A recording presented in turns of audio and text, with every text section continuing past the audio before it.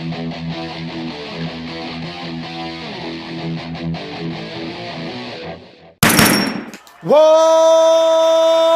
up, nerds and nerdettes, and we the nerdlings all. It's your buddy Big Johnny G who Two Gun Pixie presents Legendary Gaming. And we just finished a prototype, a beta, so to speak, of a brand new game that's going to be hitting the market, or hitting Kickstarter, that is, from Shoot Again Games, and that is Born to Serve. Beware the Diner of Doom. And this is a game where you are playing as superheroes and your government funding has been cut. And you need to get real jobs. Dun, dun, dun. And the only place that's hiring is the local diner. But they only got room for one person. So all the players are seeing who can get the best tips, because that person will be hired. So this is our very first run. This is a prototype. Everything out here, every piece, every component is a prototype. None of this is the final version that you will be seeing. But this gives you a general idea, which is why we are showing it off, and possibly you will understand what we are talking about as we are mentioning the game, the gameplay, and our thoughts about it. So we have with us, we got Ryan. What's up, Ryan? How you doing? Good. Good to see you back at the table. All right, Oregon Alex. Hey. All right, it's been a big day. Yeah. All ready for this. And, of course, we got T-Bone Anthony. I love you too, brother. All right, so let's start talking about this. This is basically an area control game. And it's a superhero area control game. Yeah. Which is something none of us have ever heard of before. No, don't think so. No, the area control games we've played are usually fantasy based, like Waterdeep, Returns of the Underdark, where they're all D&D based. Those are the two that come to mind immediately. But yeah, I mean, really interesting sort of twist on the area control idea, because it combines the superhero aspect with the restaurant aspect, which you think restaurant area control kind of fits to a point, but then adding the superhero component adds a whole other layer, right? Which is really, really interesting. And it actually, for me, was a lot of fun because it's kind of quirky and goofy, but also it's still very, very strategic. As most area control games are, the mechanics are very simple. You just take your colored chip and you place it on one of the corresponding spots on the tables. You're vying for control with the other wait staff for control of the table. Person who has the most chips at the end, or whoever has it on the highest numbered space, when it comes to scoring, wins the table, so to speak, means they get the tip, the majority of the tip. You can split tips based on everyone else who's there, right? So on and so forth. But this was a lot of fun. I love area control games. I have yet to play one that I haven't liked. So whenever there's area control, I'm like, yeah, I'm in 100%. So this is always fun. I really enjoyed this, like the twist. And I like the way that it played out too. Again, very simple mechanically, and a lot of the complexity comes from thinking about the strategy, about what you're going to do and where you're going to place your stuff. Yeah, I mean, this was our first game, so we were kind of figuring it out. Yeah. But it was interesting because the first round we weren't really sure what to do with these staff cards, because those are the other place that you can put your workers, your chits, instead of on tables. And the second and third round, you were commenting about this. Right. Like, we were using those a lot, and it really changes your strategy and your planning, because you have to plan for cards like the owner card, which let you switch your chit on a table with another chit anywhere on the board, including the same table. Right. So, well, I have majority by one on this table, but the owner card still's out there, so that player could switch their chit on another table and take majority away from me, which is what I ended up doing to, I think, John and you the last round. Yeah, I did to Rob at one point. He had the higher marker, and so I switched his marker with mine. I took the higher spot on a split table, because whoever has the highest marker wins. And I had the higher spot using the switch. Yeah. You won the tie. I won the tie. Yeah, so makes it really interesting, and the heroes all have different powers, which change the games in different ways. Rob could, he had 2 power. Every hero has 2 powers. Rob's was place 2 chits or get an extra one for the round, right? Which is pretty huge, because I mean, that's one more token than everyone else extra at the round. table. It's a whole other himself, action, yeah. Mine, I could move a token from one table to another, or I could put a token in a higher spot. So if I know a table is going to be tied, I can just, if there's 2 on the table, I can be like, well, I have 1, they have 2. I'm going to take 4 so that no matter who goes in 3, I win. Right. Yeah. Right. So I like the twist that each superhero adds, and I think it adds a lot of interesting strategy.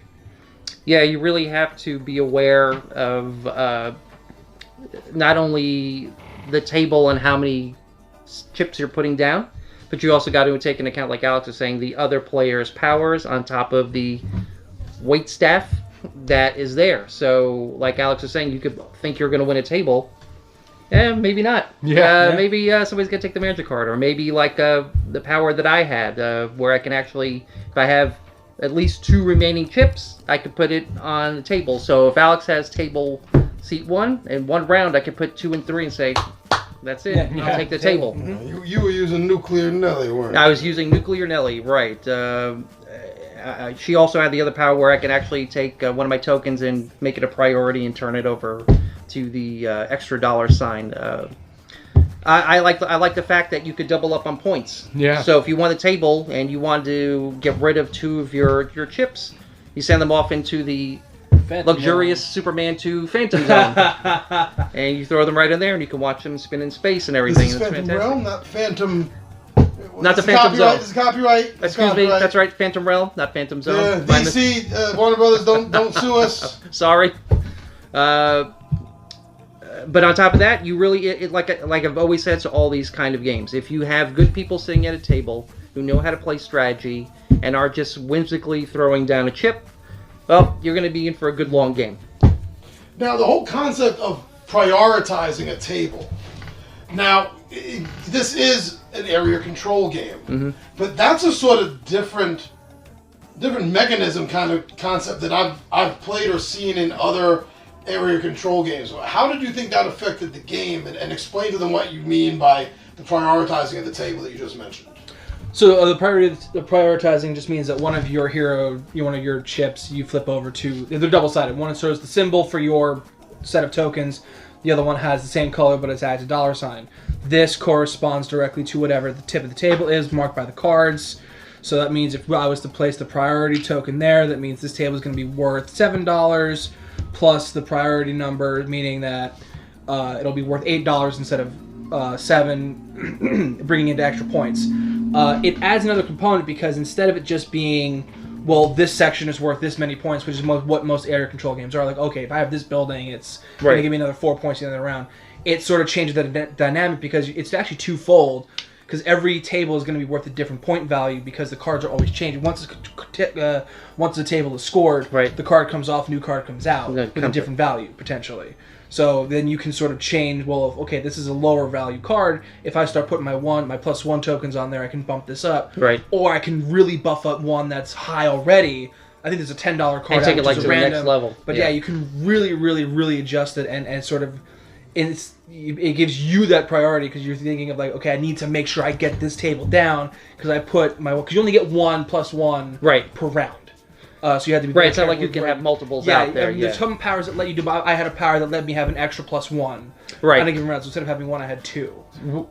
What makes it really interesting is that it adds to the total value of the table for everyone at the table. Right. So even if you lose the table, you're increasing the value of the table. So you can actually give other players more points. Now, on the flip side, it means that normally when you lose a table, you get half of the points at the table rounded down. Right. So you can turn an odd number into an even number and still get an extra dollar. But, I mean, you're still basically helping the winner of the table. Yeah. Right. There's also some staff members who add additional money to tables, like the hostess. The hostess adds like $3. So there's other ways that you can add money to the tables, and then the tables with 4 get an extra $1, and the tables with 5 get an extra $2. It's like guaranteed gratuity. Yeah. So there's even more ways to add amounts to tables. So it makes it makes some really interesting decisions Yeah.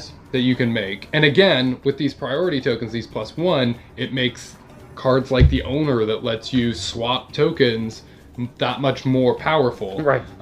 So it just adds an extra element of strategy, which is really cool.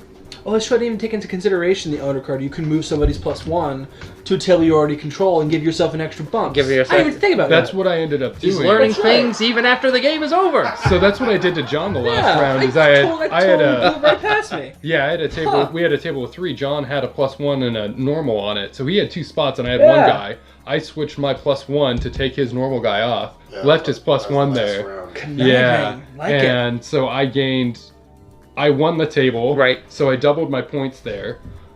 Plus, I have John's points Right. there, And Right. you have that's and right. I added another +1 to the table and made his +1 less valuable to John. Right, you actually took him down Yeah. on that. For me, area control games are fun. I know the 5-person table here, that's always the tough one, especially if you get 3 different colors. And then you're the next person here, you're God, like, wow, do I really bother even putting myself on there? Am I Yeah. going to win the table? Maybe I'm better off just going for the $3 table and nobody will... The Nobody 3-person, bother you. nobody will notice me over here in the corner. I like the fact that you don't know all the yellow cards, like you don't know what the point value is. You could have, what was it, the Starving Artist? Yeah. Yeah, Which we didn't way have. The Starving Artist was there, which could be a low dollar, like $1 or $2 tip. Right. And there was the high class, the potentially higher tipping one, which did come out. There was a $10. The $10 there it is, one the at the $10 very, yeah. tip, yeah. The lowest we paid ever good had money. was 7, which was amazing. I was waiting for the real Yeah, a lot of Yeah. 7s, a lot of 8s. cheapskate, to get the looking for $3 those tip, the sixes $2 or tip. something. Yeah. Oh, there was an Oh, 11. there's an in 11. Wow. Yeah, so So- we didn't even hit the highest That would yet. have been Yeah. that would have been insane. But for me, I've always loved games where you really have to take into account, yes, I'm putting my move down, but now I've got 4 other people in front of me who may actually just screw me out of what I've just done or make my move here moot. So I like stuff like that. And we didn't do it in the game we played because we played with the suggested starter, but you can Yeah. also make it so that each player chooses one staff member that goes in the game. Oh, wow. So the powers that are out there are different every game, which is cool. And also those powers can determine how you play. Right. We've talked a lot about the Owner, but there's also The- the washroom attendant, which lets you get guys back from the Phantom Realm. From the Phantom Realm, yeah. It didn't affect us, but if you're No. playing, because we played the short game, which is Right. half the game. Right. But if you play the long game, the lunch and dinner service, You like to keep some of those tokens back. oh man, yeah, you can. we were down to. I had 4 left. Like after the Yeah. final round, I had 4 Exactly left 5. over. Yeah. Yeah. Rob had every single chip up until the last round. Yeah, he Every single chip. He didn't put anything into the Phantom Realm. And even looking at the scoreboard, I mean, it was a very tight game. So it's Yeah. like, yeah, he was like, okay, he's all the way back there, but it's still, he was only 3 points off of me. Yeah, exactly. And Exactly. he only won tables at the very end. Right. Right. Which is insane. Yeah. The only there was only a couple of glitches we ran into with some of the wording for the rules and the card, but I think that's going to be easily. Yeah. Yeah, brushed this up. is the production version, so and I'm sure they're gonna fix those minor. I things. believe that 100%. I'll say this: when I was saying earlier, when we read the rules, it was a lot easier mechanically playing it than going by the Yeah. rules. The rules were easy to digest, but once you started getting it in motion, it was almost like when you play any other card game. You're like, okay, this I know what I'm doing now. This is not so bad. I've got to plan my strategy. That's Yeah. not so bad. It's reading. You have to read the rules obviously to understand Right. the game, but once you explain it to other people, you can explain it pretty quick. I think this Easy. is a game you can explain in 5 minutes. You could take a first time person sitting down to this game, which was me, Yeah. which was actually all of us, Right. and we were able to get through this after, like I said, as soon as Rob laid down the first token, you're like, All right, let's go. okay, strategy, here we go, Yeah. that's it. And then to rip off the rules just very quickly one more time. I don't like there have been other games we run into where we'll have a question about something that happened. Or like, oh, we don't know how to explain this. I don't think we ran into that at all. Anytime we had a question about, oh, how does this work? There was always like one extra little sentence that went, in this situation, this is what happens. Right, There was right. something about a chip, like, does this chip stay out? And it's like, oh no.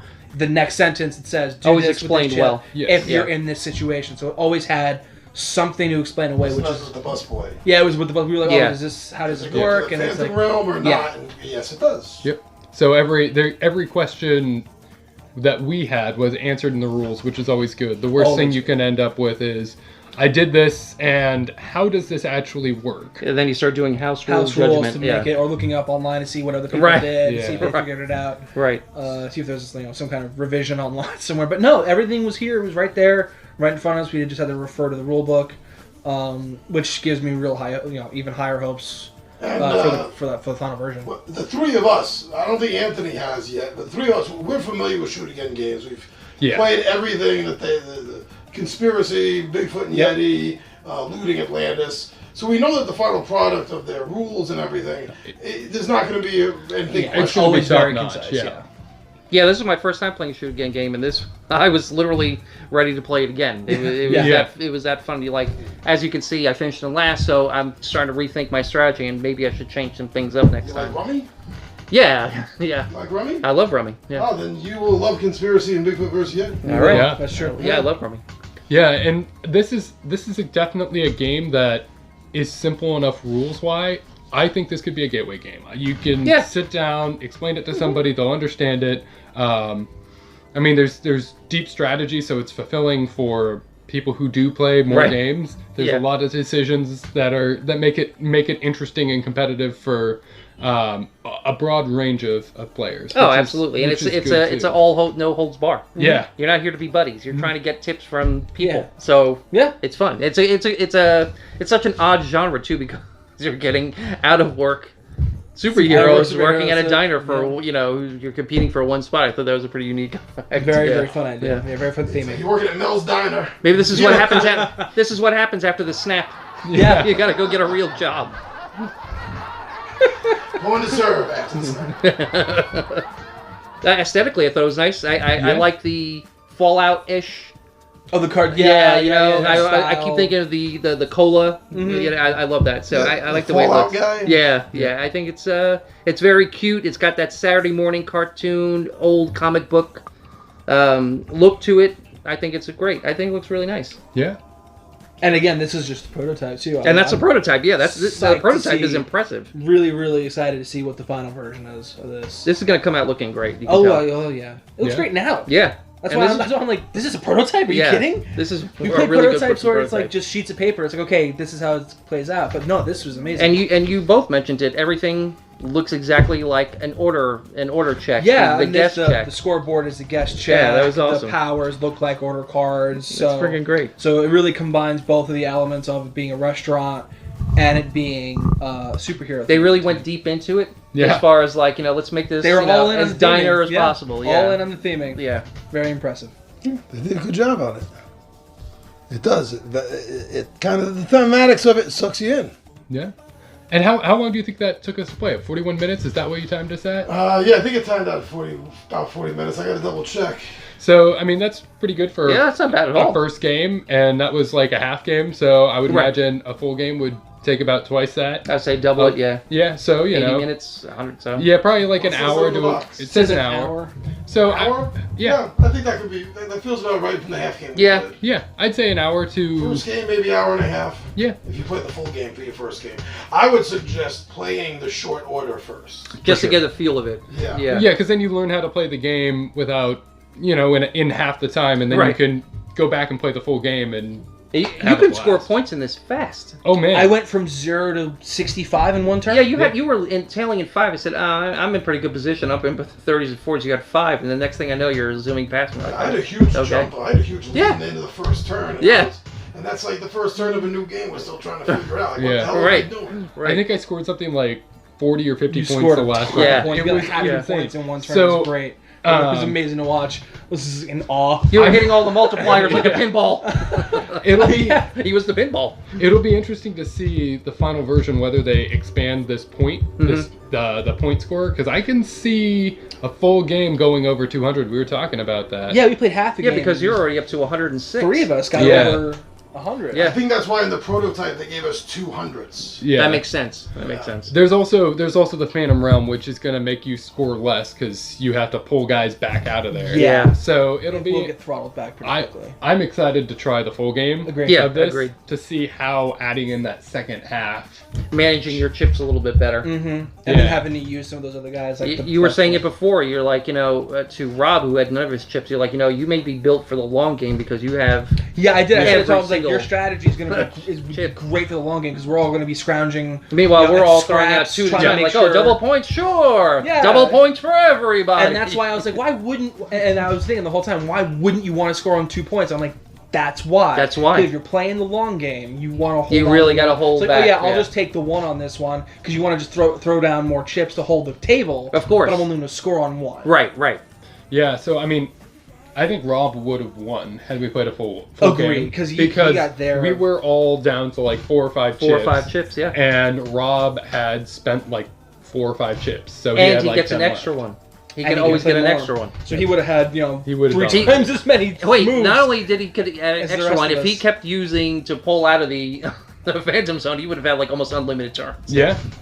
So it would be the strategies in this are going to be really Phantom Realm. interesting. Sorry, Phantom Don't Realm. sue us. sorry, Warner DC. Brothers, don't Sorry, sue us. I'm sorry. I'm sorry. Don't sue us. But yeah, all in all, great, loved it, a lot of fun. Always a very air control. This Yeah. was a nice twist. Really looking forward to the finished version. Well looking done. forward to playing it again. Yeah. All right, so I think the game went well. I agree with the 20-sided Warriors, everything they said so far. Yes, we have to play a full game of this. Can't wait to do that. Maybe we'll be able to squeeze in a full game next week. Hopefully. Fingers, toes, and tails crossed. All right, everyone, so thank you for checking us out on Facebook and Twitter and Instagram. Thank you for subscribing, for sharing, for liking, and for commenting to our videos here on YouTube. This was our first impressions of the preview of Born to Serve by Shoot Again Games. I'm your buddy Big John and G. This is the 20-Sided Warriors. And my friends, we are